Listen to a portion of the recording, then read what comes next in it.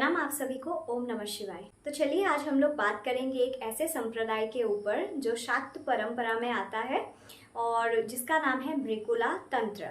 तो मृकुला तंत्र आप सभी ने सुना होगा कि कैसे वामाचार होता है, दक्षिणाचार होता है, सम्याचार, मिश्राचार, ये सब होता है। तो इसके अंतर्गत और एक तरह की साधना है जिसका नाम है मृकुला तंत्र क्रिया। तो मृकुला तंत्र क्या है, चलिए ये हम विस्तार से जानते हैं। तो मृकुला तंत्र की अधिष्ठात्री जो देवी है वो अष्टभुजा वाली माँ पराम्बा का ही स्वरूप होती है। तो जब हम मृकुला तंत्र की बात करते हैं तब हम हमेशा माता हिडिंबा को याद करते हैं। तो आप सभी को पता ही होगा कि हिडिंबा कौन है। हिडिंबा देवी की मंदिर भी स्थित है हिमाचल प्रदेश में, मनाली में। तो हिडिंबा देवी पहले राक्षस हुआ करती थी, उसके बाद वो देवी के स्वरूप में आ गई थी। तो चलिए हम लोग अभी जानते हैं कि वो देवी स्वरूप में कैसे आई और कैसे मृकुला तंत्र आगे बढ़ा, कैसे माँ हिडिंबा देवी की योगदान है मृकुला तंत्र में, इसके बारे में बात करेंगे। तो प्रसंग ये है कि जब राणाव्रत में माता कुंती के साथ पांचों पांडवों की मारने की जो प्लानिंग किया था कौरव ने, उसके बाद उन लोगों ने ये तय कर दिया था कि वो लोग अभी गुप्त रूप में ही निवास करेंगे। तो ऐसे ही वो लोग जब प्रवास कर रहे थे अनेकों राज्य में, अनेकों जगह में और अपने साधना में भी लीन थे, तभी वो लोग जो हिडिंब की जो राज्य है जहाँ पे राक्षस वास करते हैं वहाँ पे वो लोग पहुँच जाते हैं और हिडिंब को उन लोगों की जो गंध है वो आ जाती है और राक्षस क्या करते हैं, मनुष्य को खाते हैं। तो तब हिडिंब ने हिडिंबा को ये आदेश दिया कि मनुष्य आ गए हैं हमारे प्रदेश में, तो उन लोगों को लेके आओ, वो लोग मेरे भोजन बनेंगे। तो ऐसा कहा, तब हिडिंबा देवी भी वहां पे गए पांडवों के समक्ष। जब वो दूर से देखे पांडवों को और जब भीम को देखा था हिडिंबा ने, तब उनके मन में प्रेम भाव का उत्पन्न हो गया था। इसीलिए वो हिडिंब के पास जाते हैं और कहते हैं कि मैं भीम से शादी करना चाहती हूँ। तब हिडिंब जो हिडिंबा का भाई था वो अत्यंत क्रोधित हो जाता है और फिर भीम के साथ एक युद्ध होता है और उसमें हिडिंब जो हिडिंबा देवी की भाई है उनका वहां पे हत्या कर दी जाती है और भीम हिडिंबा के साथ विवाह कर लेते हैं माता कुंती की आदेश से। और उसके बाद वो लोग एक साथ रहते हैं और उनके जो बलशाली पुत्र है घटोत्कच, उनका जन्म होता है। इसके बाद जैसे हिडिंबा देवी ने माता कुंती को वचन दिया था कि एक पुत्र प्राप्ति के बाद मैं आप लोगों को यहाँ से प्रस्थान करने के लिए दे दूंगी, इसमें मैं कुछ भी ऐसा नहीं करूंगी कि आप लोगों को यहाँ पे रुकना पड़े। तो ऐसे ही जब उनका प्रण का पूर्ण करने का जो समय आया तब भीम को हिडिंबा ने पूछा, जो हिडिंबा थी उन्होंने पूछा कि स्वामी आपके बिना मैं कैसे जीऊँ यहाँ पे, आपके बिना तो मेरा मन ही नहीं लगता है और स्वामी के बिना एक पत्नी कैसे जिए, आप कृपया मुझे बताएं। तब भीम ने कहा कि मैं तुम्हें एक बहुत ही घोर रहस्य बताने जा रही हूँ जीवन का, जो तुम समझ लोगे, जान लोगे तो तुम जीवन में अकेले कभी नहीं रहोगे और तुम जो सत्य है जीवन का, जो ये ब्रह्मांड का सत्य है, उसको जान लोगे। और इसके लिए तुम्हें साधना करनी पड़ेगी। अगर तुम साधना करते हो तो तुमको पता लग जाएगा कि तुम, मैं, पूरे ब्रह्मांड एक ही भगवान के संतान हैं और तुम वो परम लक्ष्य को प्राप्त कर जाओगे, मोक्ष को प्राप्त कर जाओगे। तो इसीलिए तुम अभी जाओ, अपना गुरु ढूंढो और फिर तुम अपने साधना पथ में आगे बढ़ो। ऐसा भीम ने कहा हिडिंबा को। और फिर भीम और माता कुंती पांचों पांडवों के साथ वो लोग वहां से प्रस्थान कर गए और फिर हिडिंबा ने अपना गुरु ढूंढने का प्रयास किया। उसमें उन्होंने विश्वामित्र, वशिष्ठ, परशुराम और अनेकों महान गुरुओं से उन्होंने शिक्षा प्राप्त किया, जाना कि साधना कैसे होती है, क्या होता है, जो घोर रहस्य है उसके बारे में उन्होंने जानकारी जुटाई और उनको उतना ज्ञान मिल गया था कि अभी हमें साधना करनी है। उसके बाद हिडिंबा को एक कुल का चयन करना था जहाँ पे वो शैव, शाक्त और वैष्णव कोई भी पूजा अर्चना कर सकती थी। साधना करने के लिए जो माध्यम, एक जो हमें रास्ता चूज करना पड़ता है, वो करना था हिडिंबा देवी को। तभी हिडिंबा देवी ने जो चयन किया था, जो कुल का चयन किया था, वो कुल का नाम था मृकुला तंत्र। तो उन्होंने ये निश्चय कर लिया था कि मुझे मृकुला तंत्र के सहाय से ही भगवान तक पहुंचना है और मोक्ष की प्राप्ति करनी है।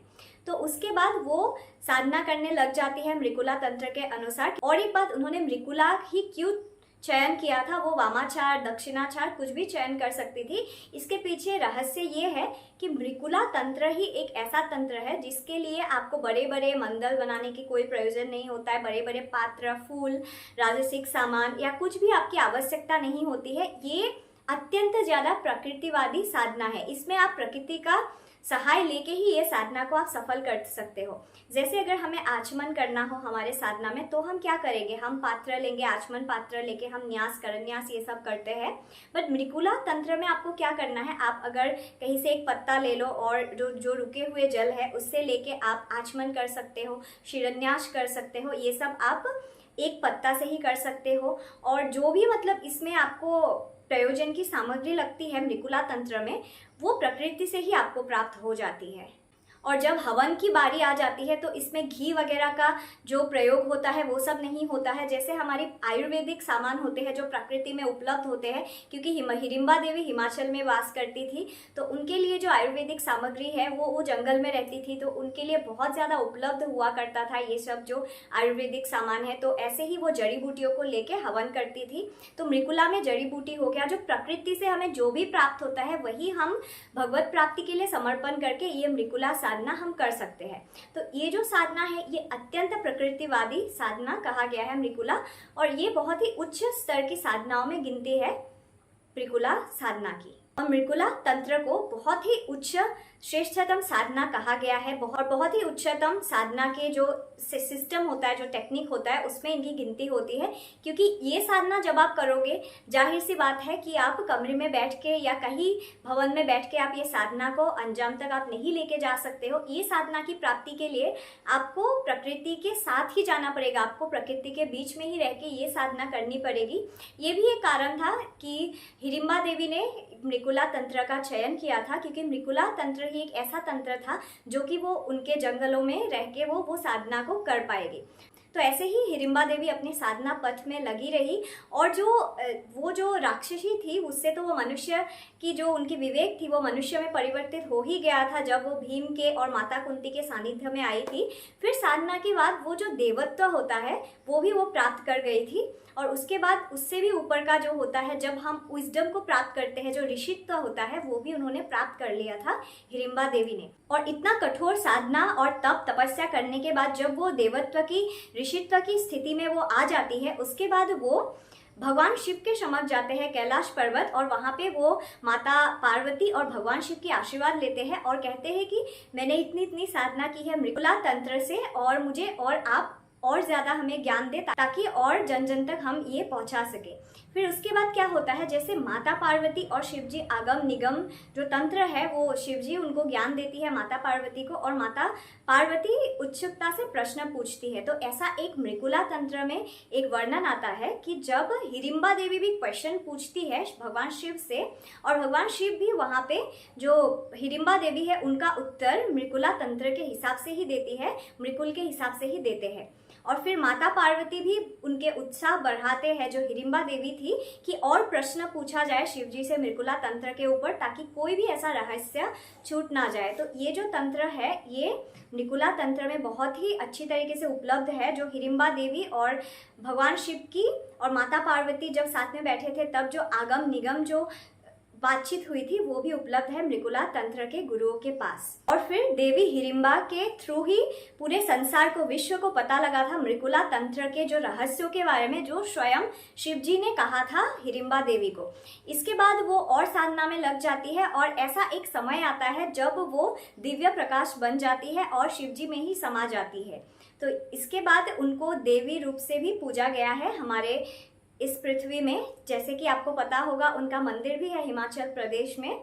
तो ये कथा बहुत ही सुंदर थी, और मैंने ये आपको बताना इसीलिए ज़रूरी समझा क्योंकि हम लोगों के पास जानकारी बहुत से कुल की है, लेकिन मृकुला एक ऐसा कुल है, वो सर्वोत्तम कुल इनको माना गया है, क्योंकि इनकी साधना करने के लिए आपको प्रकृति से जुड़ना पड़ेगा। और एक रहस्य है कि आप जब भी प्रकृति के साथ आप जुड़ जाते हो तो आप एक हो जाते हो। प्रकृति को जान लेना ही स्वयं माँ पराम्बा को जान लेने का समान होता है। तो इसीलिए ये कुल को उत्तम कहा गया है और सर्वश्रेष्ठ साधना कहा गया है मृकुला कुल के अंतर्गत साधनाओं को।